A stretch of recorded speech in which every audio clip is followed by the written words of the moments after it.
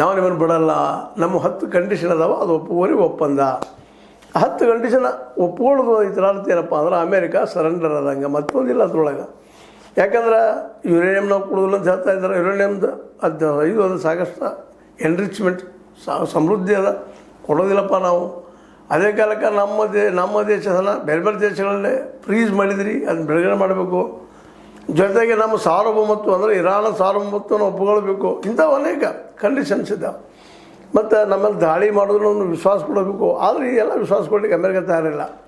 ಅದೇ ಇಲ್ಲಿ ಬಂದಿತ್ತಂಥದ್ದು. ಹೀಗಾಗಿ ಇರಾನ್ ಇದ್ದಿದ್ದು ಏನಾಗಿದ್ದಪ್ಪ ಅಂದರೆ ಇವತ್ತು ಈ ಮಾತುಕತೆಯಲ್ಲಿ ಹಿಂಸರಿತಾ ಇದೆ. ಆದರೆ ಅಮೇರಿಕ ಮಾತುಕತೆಗೆ ತಮ್ಮ ಏನಪ್ಪ ಅಂದ್ರೆ ಮೆಸೆಂಜರ್ ಅವ್ರನ್ನ ತಮ್ಮ ಉಪ ರಾಷ್ಟ್ರಪತಿಯನ್ನು ಕಳಿಸ್ತಾ ಇದ್ದಾರೆ. ಅಂದ್ರೆ ಒಟ್ಟಿನಲ್ಲಿ ನಿರಂತರ ಮಾತುಕತೆಯಾಗಿ ಈ ವ್ಯವಹಾರ ಬಗೆಹರಿಲಿ ಅನ್ನೋದು ಅಮೇರಿಕೆಯ ಒಂದು ಉದ್ದೇಶ. ಮುಖ್ಯ ಉದ್ದೇಶ ಏನಪ್ಪ ಅಂದ್ರೆ ತಾನು ಗೌರವಯುತವಾಗಿ ಇಲ್ಲಿ ಜಾರಿ ಹೋಗ್ಬೇಕಪ್ಪ ಯುದ್ಧದಿಂದ. ಯಾಕಂದ್ರೆ ಇಲ್ಲಿ ಎಷ್ಟು ನೀವು ಚಡ್ಪಡಿಸ್ತೀರಿ ಅಷ್ಟು ಒಳಗೆ ಹೋಗುವಂಥ ಪ್ರಸಂಗ ಆಗಿಬಿಟ್ಟದ ಅಮೇರಿಕ ಅಧ್ಯಕ್ಷಗೆ.